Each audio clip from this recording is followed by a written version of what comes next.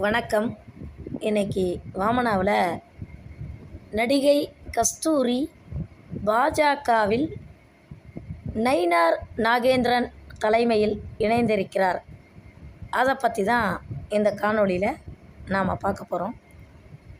பொதுவாக அரசியலில் நடிகையரில் உண்மையிலேயே நடிகை கஸ்தூரி கொஞ்சம் நாலேஜான பெண்மணி. நானே ரொம்ப நாளாக யோசிப்பேன், இவங்களுக்கு இருக்கிற அறிவுக்கு, இவங்களுக்கு இருக்கக்கூடிய திறமைக்கு ஏன் ஒரு கட்சியில் இணைந்து செயல்பட மாட்டுறாங்க, தனியாகவே இருக்காங்களே அப்படின்னு சொல்லிட்டு நான் ரொம்ப நாளாக யோசிச்சிருக்கேன். சத்தியமாக சொல்கிறேங்க, ஏதோ நான் நடிகை கஸ்தூரியை புகழ்ந்து பேசுகிறேன் அப்படிலாம் நினைக்காதீங்க. உண்மையிலேயே அவங்க நாலேஜபிள் பெண்மணி தான். ரொம்ப டீப் நாலேஜ் அவங்களுக்கு இருக்குது. கொஞ்சம் துணிச்சலான பெண்மணியும் கூட. சமீபத்தில் ஒரு 2-3 நாளைக்கு முன்னாடி நயினார் நாகேந்திரன் தலைமையில் பாஜகவில் இணைந்ததை பார்த்துட்டு உண்மையிலேயே எனக்கு ரொம்ப ரொம்ப சந்தோஷம். ஏன்னா சுத்தமாக தமிழே பேச தெரியாத, அரசியல் அறிவே இல்லாத, எந்த விதமான நாலேஜும் இல்லாத நடிகைகள்லாம் அரசியலில் இருக்கும்போது நடிகை கஸ்தூரி அரசியலுக்கு வந்ததில் முதலாக முழு மனதோடு நான் வரவேற்கிறேன். அவங்களுடைய அரசியல் பயணம் சிறப்பாக அமைய என்னுடைய மனப்பூர்வமான வாழ்த்துக்கள். அதுக்காக மற்ற நடிகர்களை நான் குறை சொல்கிறேன் அப்படின்னு தயவுசெய்து யாரும் என் மேலே கோவப்படாதீங்க, தவறாக நினைக்காதீங்க. நான் பொதுவாக சொல்கிறேன். சரி, இப்போ விஷயத்துக்கு வருவோம். நேற்று சேகுவாரா அப்படின்னு சொல்லி ஒரு குப்பை பைய பொறுக்கி மாதிரி பேசுவான். இவன் வாயை திறந்தான்னா எடிட்டிங்கே இருக்காதுங்க. அதாவது சரளமாக கெட்ட வார்த்தை. நான்லாம் பேசுவேன், பேட்டி கொடுப்பேன். அந்த இடத்துல ஒரு சில வார்த்தைகள் ஒரு கெட்ட வார்த்தையோ அல்லது ஒரு தவறான வார்த்தையோ வர்ற மாதிரி இருந்ததுன்னா, சரளமாக பேசிகிட்டு இருக்கும்போதே என்னுடைய உள் மனசு யோசிக்கும், என்னுடைய மைண்டு யோசிக்கும், இந்த வார்த்தையை நான் பிரயோகம் செய்யலாமா வேண்டாமா, இது என்னுடைய தகுதிக்கு மீறிய ஒரு வார்த்தையாக இருக்கும் அப்படின்னு என்னுடைய உள் மனசு ஒரு எச்சரிக்கை கொடுத்துட்டே இருக்கும் நான் வீடியோ போடும்போது. ஏன்னா ஃபோன் எடுத்து வாய்க்கிட்ட வச்சேன்னா எதையுமே மனப்பாடம் பண்ணாமல் சரளமாக எனக்கு என்ன தோணுதோ அதை தான் நான் பேசுவேன். அப்படி பேசிகிட்டு இருக்கும்போதே, சரளமாக பேசிகிட்டு இருக்கும்போது சில வார்த்தைகளை கொஞ்சம் நிறுத்தி நிதானமாக விடுவேன். ஏன் அப்படின்னா அது எனக்கு அழகல்ல. ஆனால் இந்த சேகுவாரா பேசுவான் பாருங்க, பச்சையாக பேசுவான். அது என்னன்னு தெரியல, இவனுக்கு நடிகைங்களை கண்டாலே பிடிக்கல. நடிகர் நெப்போலியனுடைய மகன் திருமணம், அந்த திருமணத்துக்கு நிறைய நடிகைகள்லாம் போயிட்டு டான்ஸ் ஆடி மகிழ்ச்சியாக கொண்டாடினாங்க. அதுக்கு இந்த சேகுவாரா எல்லா நடிகைங்களையும் ஆட்டம் போட்ட நடிகைகள் அது இது அப்படின்னு ரொம்ப பச்சையாக பேசுவான். அருவருப்பாக இருக்கும். இந்த சேகுவாராவோட பேட்டியை பார்த்தீங்கன்னா ரொம்ப ரொம்ப அருவருப்பாக இருக்கும். பைல்வான் ரங்கநாதன் நம்பர் 2 யார் அப்படின்னா இந்த சேகுவாரா தான். அதாவது மற்ற இடத்துல அந்த நடிகையர்கள் நடனம் ஆடினாங்க அப்படின்னா அதை நான் பெருசாக எடுத்துக்க மாட்டேன். ஆனால் உண்மையிலேயே நெப்போலியனுடைய மகன் திருமணத்தில் நடிகையர்கள்லாம் நடனமாடி உற்சாகப்படுத்தினாங்க அப்படின்னா நான் மனசார பாராட்டுறேன். ஏன் அப்படின்னா நடிகர் நெப்போலியனுடைய மகன் ஒரு மாற்றுத்திறனாளி. ஒரு மாற்றுத்திறனாளிக்கு ஒரு நல்ல வரன் அமையுது, ஒரு ஒரு நல்ல திருமண வாழ்க்கை அமையுது அப்படின்னும் போது அந்த இடத்துல அவங்க சந்தோஷப்படுத்துகிறாங்க. தானும் சந்தோஷமாக நடனமாடி மற்றவங்களையும் சந்தோஷப்படுத்துகிறாங்க. சரி, இப்போ விஷயத்துக்கு வர்றேன். அது என்னவோ தெரியலங்க, பொதுவாக இந்த திரையுலகில் ஆண் நடிகர்கள் நடிப்பில் எவ்வளோ கேவலமாக இருந்தாலும் சரி, பர்சனல் லைஃப்பில் எவ்வளோ கேவலமாக இருந்தாலும் சரி, இந்த விமர்சகர்கள் இருக்காங்க பார்த்திங்களா, அவங்க ஆண் நடிகர்களையோ அல்லது ஆண் அரசியல்வாதிகளையோ அவங்க டச் பண்ணுறதே இல்லை, விமர்சனம் பண்ணுறதே இல்லை. ஆனால் ஒரு பெண் நடிகையை எவ்வளவுக்கு எவ்வளவு கேவலமாக இழிவுபடுத்தணுமோ அவ்வளவுக்கு அவ்வளவு கேவலமாக இழிவுபடுத்துகிறாங்க. ஏங்க, திரைப்படம் அப்படின்னாலே நடிகர்கள் அந்த மாதிரி ட்ரெஸ் போடுறாங்க அப்படின்னா அது ஒரு பெரிய விஷயமே கிடையாது. அதுக்காக அந்த காலத்து ஹரிதாஸ், சபாபதி அந்த மாதிரி படத்தில் வர மாதிரி புடவையை முழுசாக சுற்றிக்கிட்டா நடிப்பாங்க. அந்த காலத்து நடிப்பு வேறு, இந்த காலத்து நடிப்பு வேறு. ஒரு படத்தை நீங்கள் பார்க்குறீங்களா, அதில் அந்த நடிகை நல்லா நடிச்சிருக்காங்களா, அதை ரசிச்சிங்களா, அதோடு விட்டுறணும். அவங்களுக்கும் மனசுன்னு இருக்குது, அவங்களோட மனசை காயப்படுத்தக்கூடாது. சரி, இப்போ விஷயத்துக்கு வருவோம். நடிகர் ஜெமினி கணேசனை எடுத்துக்கோங்க. காதல் மன்னன் ஜெமினி கணேசன். அவருக்கு பல மனைவியர். இறக்க போகிற நேரத்தில் கூட 35 வயசில் ஒரு பெண்ணை வந்து திருமணம் செஞ்சார். ஆனால் நடிகர் ஜெமினி கணேசனோட பர்சனல் லைஃப்பை பெருசாக யாரும் விமர்சனம் பண்ணுறதில்ல. நடிகை சாவித்திரிக்கு வந்து சந்திரபாபுவோட தொடர்பு இருந்தது, அப்படியா இப்படியா, அவங்க வந்து குடிப்பாங்க, அப்படி இப்படின்னு சொல்லிட்டு நடிகர் திலகம் சாவித்திரி அம்மாவை ரொம்ப கேவலமாக பேசுகிறது, தரக்குறைவாக பேசுகிறது. உதாரணமாக டாக்டர் கமலா இருக்காங்க பார்த்தீங்களா, யார், ஜெமினி கணேசனோட மகள். அவங்க தன்னுடைய தந்தையை உயர்வாக பேசி நடிகர் திலகம் சாவித்திரி அம்மாவை ரொம்ப கேவலமாக பேசி பேட்டி கொடுத்துருக்காங்க. நான் வந்து தனிப்பட்ட முறையில் தீவிரமான நடிகர் திலகத்தோட ரசிகை. சரி, அடுத்ததாக எம்ஜிஆர் ஜெயலலிதா, மக்கள் திலகம், அதாவது புரட்சி தலைவர் புரட்சி தலைவின்னு எடுத்துக்கோங்க. நான் பொதுவாக வந்து பார்த்திங்கன்னா மக்கள் திலகத்தை எந்த இடத்துல விமர்சனம் பண்ணுறதே இல்லை. நான் தீவிரமான நடிகர் திலகத்தோட ரசிகையாக இருந்தாலும் எந்த இடத்திலும் மக்கள் திலகம் மதிப்பிற்குரிய முன்னாள் முதலமைச்சர் ராமச்சந்திரன் அவர்களை எந்த இடத்துல நான் வந்து தரக்குறைவாக பேசுனதே கிடையாது. ஏன் அப்படின்னா, அரசியலில் எனக்கு அவரை ரொம்ப பிடிக்கும். ஏன்னா கருணாநிதியை அடக்கி வச்சவர். கருணாநிதிக்கு எப்பெல்லாம் தோணுதோ அப்போல்லாம் அடக்கி வச்சவர் அவர். அரசியலில் கருணாநிதிக்கு எம்ஜிஆரை மாதிரி ஒரு அடி கொடுத்த நபர் வேறு யாருமே கிடையாது. அதனால் தனிப்பட்ட முறையில் எம்ஜிஆருடைய அரசியல் வாழ்க்கை எனக்கு ரொம்ப பிடிக்கும். ஆனால் மக்கள் திலகத்தினுடைய தனிப்பட்ட வாழ்க்கையை பாருங்கள்.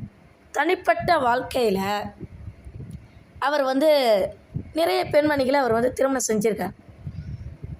ஆனால் எல்லாரும் செல்வி ஜெயலலிதாவை தான் கேவலமாக விமர்சனம் பண்ணுவாங்களே தவிர எம்ஜிஆரை டச் பண்ணுறதே கிடையாது. ஏன் எம்ஜிஆரை டச் பண்ணுறது இல்லைன்னா, எம்ஜிஆர் மேலே பயம். எம்ஜிஆரை டச் பண்ணி ஏதாவது கேவலமாக பேசினா அதிமுக தொண்டர்கள் அடி நொறுக்கிடுவாங்க அப்படிங்கிற பயம். அப்படின்னா என்ன அர்த்தம்? பெண்களை எவ்வளோ வேணாலும் இழிவாக பேசிடலாம், ஆண் வந்து எவ்வளோ வேணாலும் தவறு பண்ணலாம், அவன் வந்து ஆம்பளை தானே அப்படிங்கிற மனப்பான்மை இந்த பெரியார் மண்ணுன்னு சொல்கிறாங்களே அதில் இருக்குது. இதில் வேறு எவன்லாம் வந்து தன்னை பெரியாரிஸ்டாக காட்டிக்கிறானோ, பெரியார் மண்ணுன்னு சொல்கிறானோ, அவன் ஜெயலலிதாவை ரொம்ப கேவலமாக பேசுவான். அவள் ஒரு பாப்பாத்தி, அவளுக்கு அத்தனை புருஷன் இத்தனை புருஷன் அப்படின்னு சொல்லிட்டு. ஆனால் எம்ஜிஆர் அவங்க கருணாநிதியோட ஆதரவாளர்களாக இருந்தாலும் எம்ஜிஆரை டச் பண்ணுறதே கிடையாது. அதே மாதிரி நடிகர் கமலஹாசன் மக்கள் நீதி மையம்னு ஒரு கட்சி ஒன்று ஆரம்பித்து, பேருக்கு மக்கள் நீதி மையம் தனி கட்சி ஆரம்பித்தாலும் திமுகவோட பக்கா அல்லக்க பக்கா சொம்பு. இப்போ நேற்று கூட திருமாவளவனுடைய பிறந்த நாளைக்கு திருமாவளவன் அப்படி இது பண்ணியிருக்காரு. நடிகர் கமலஹாசனை இந்த திமுககாரங்க யாரும், திமுக பெரியாரிஸ்ட் யாரும் விமர்சனம் பண்ணுறதே இல்லை. நடிகர் கமலஹாசனுடைய பர்சனல் லைஃப் ரொம்ப கேவலமானது. நான் வந்து அடிப்படையில் கமலஹாசனோட தீவிர ரசிகை தான், இல்லைன்னுலாம் மறுக்கல. ஆனால் அவருடைய பர்சனல் லைஃப் இருக்குது பார்த்தீங்களா, அதை ஏன் பெரியாரிஸ்டுகளும் திமுககாரங்களும் கேள்வி கேட்க மாட்டுறீங்க? கமலஹாசனை ஏன் விமர்சனம் பண்ணுறதே இல்லை? கமலஹாசன் எத்தனையோ திரைப்படத்தில் ரொம்ப கேவலமாக நடிச்சிருக்காரு. நடிகை ரேகாலாம் கமலஹாசனோட நடிக்கவே மாட்டேன்ட்டாங்க. அப்போ பெரியாரிஸ்டும் திமுக ஆதரவு யூடியூபர்களும் என்ன காரணத்திற்காக கேவலமான தனிநபர் வாழ்க்கையுடைய கமலஹாசனை விமர்சனம் பண்ணுறதே இல்லை? அதாவது கமலஹாசனுடைய பர்சனல் லைஃப்பை ஏன் விமர்சனம் பண்ணுறதே இல்லை? உதாரணமாக அவருடைய மனைவி வாணிஸ்ரீ நினைக்கிறேன் அவங்க பேர், அவங்களுக்கு முதுகுத்தண்டு எலும்பு வந்து உடஞ்சிருச்சு. இவர் ஹாஸ்பிட்டலுக்கு கூட்டு போனார். அப்போவே நான் நினச்சேன், இவருடைய மனைவியை இவர் கூடிய சீக்கிரமே கலட்டி விட போகிறாரு அப்படின்னு சொல்லிட்டு நான் நினச்ச மாதிரியே ஒரே மாதத்தில் 2வது மனைவியை கலட்டி விட்டார். இன்றைக்கி கமலஹாசனை பற்றி திமுகவோ பெரியாரிஸ்டோ மற்ற ஊடகங்களோ ஏன் விமர்சனம் பண்ணுறதில்ல அப்படின்னா, கமலஹாசன் திமுகவோட முட்டு அப்படின்றதுனால. ஆனால் அதே நடிகர் விஜய் வந்து பயங்கரமாக இன்சல்ட் பண்ணுறது. அவர் த்ரிஷாவோட இருக்கார், அப்படி இருக்கார், இப்படி இருக்கார். ஏன்னா விஜய் வந்து இப்போ புதுசாக தாவேக கட்சி ஆரம்பிச்சிருக்காரு. விஜய் கண்டிப்பாக வர்ற தேர்தலில் திமுகவோட ஓட்டு வங்கியை பாதிப்படைய செய்கிற அளவுக்கு நிச்சயமாக குறைந்தபட்சம் 15% வாக்குகள் வாங்குவார். எழுதி வச்சுக்கோங்க, வர்ற தேர்தலில் நடிகர் விஜய் குறைந்தபட்சம் 15% வாக்குகளை வாங்குவார். அதனால் விஜய் வந்து என்ன பண்ணுறதுன்னா, அவருடைய இமேஜை வந்து டேமேஜ் பண்ணுறது. ஆனால் கமலஹாசனோட இமேஜை வந்து டேமேஜ் பண்ணுறதில்ல, ஏன்னா அவர் திமுகவோட முட்டு அப்படின்றதுனால. அடுத்ததா ஜெமினி கணேசன், கமலஹாசன், நடிகர் ரஜினிகாந்துக்கு வருவோம். நடிகர் ரஜினிகாந்த் பார்த்திங்கன்னா உண்மையிலேயே அவருடைய பர்சனல் லைஃப்பில் ரொம்ப நல்ல மனிதர். ஒரே மனைவியோட ஒழுக்கமாக வாழ்கிறார். ஆரம்ப காலத்தில் அவருடைய படங்கள்லாம் எனக்கு கொஞ்சம் பயமாக இருக்கும். அதாவது அந்த 3 முடிச்சு, அதுக்கு பிறகு வந்து பார்த்திங்கன்னா இந்த 16 வயதினிலே, இந்த படம்லாம் எனக்கு பார்க்கவே பிடிக்காது. ரஜினிகாந்த் வில்லனாக நடித்த வரைக்கும் எனக்கு அந்த படங்கள்லாம் எனக்கு பார்க்கவே பிடிக்காது. அவர் எப்போ ஹீரோவானாரோ அந்த படத்தை தான் நான் ரசித்து பார்ப்பேன். அவருடைய பர்சனல் லைஃப்பில் அவர் டிசிப்ளினாக இருக்கார். ஆனால் தேவையில்லாமல் நடிகர் ரஜினிகாந்தை விமர்சனம் பண்ணி அவருடைய இமேஜை டேமேஜ் பண்ணுவாங்க. யார்? இந்த பெரியாரிஸ்டுகள். இப்படி நாம் தொடர்ந்து சொல்லலாம். எத்தனையோ நடிகைகள் வந்து ஆபாசமாக நடிக்கும்போது ஏன் கஸ்தூரியை மட்டும் குறி வைக்கிறாங்க அப்படின்னா, அவங்க பாஜகவில் சேர்ந்துட்டாங்க. கஸ்தூரி கொஞ்சம் வீரியமான பெண்மணி, நல்ல தெளிவான பெண்மணி, ரொம்ப நாலேஜபிள் பர்சன். அவங்களால பாஜக வளர்ந்துடக்கூடாது, பாஜகவுக்கு ஓட்டு வங்கி போயிடக்கூடாது அப்படின்ற காரணத்துக்காக தான் நடிகை கஸ்தூரியை குறி வைக்கிறாங்க. அண்ணாமலை இருந்த வரைக்கும் ஓரளவுக்கு கட்சியை சுறுசுறுப்பாக கொண்டு போனாப்புல. நயினார் நாகேந்திரன் வந்ததும் கட்சி வந்து ரொம்ப டல்லாக போயிடுச்சு.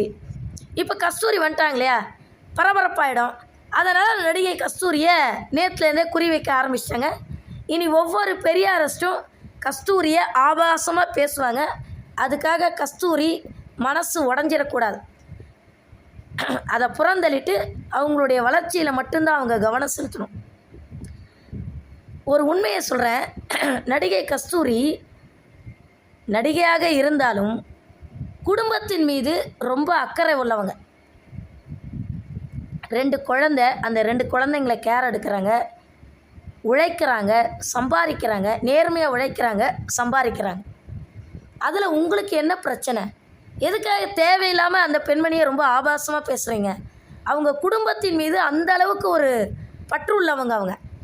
உதாரணமாக தெலுங்கு நடிகரான NT ராமாராவ், ஆந்திராவின் முன்னாள் முதலமைச்சர் NT ராமாராவ் சாக போகிற காலத்தில் பார்வதி அப்படின்னு ஒரு பெண்மணியை வந்து திருமணம் செஞ்சார். உங்களுக்கெல்லாம் ஞாபகம் இருக்கும்னு நினைக்கிறேன்.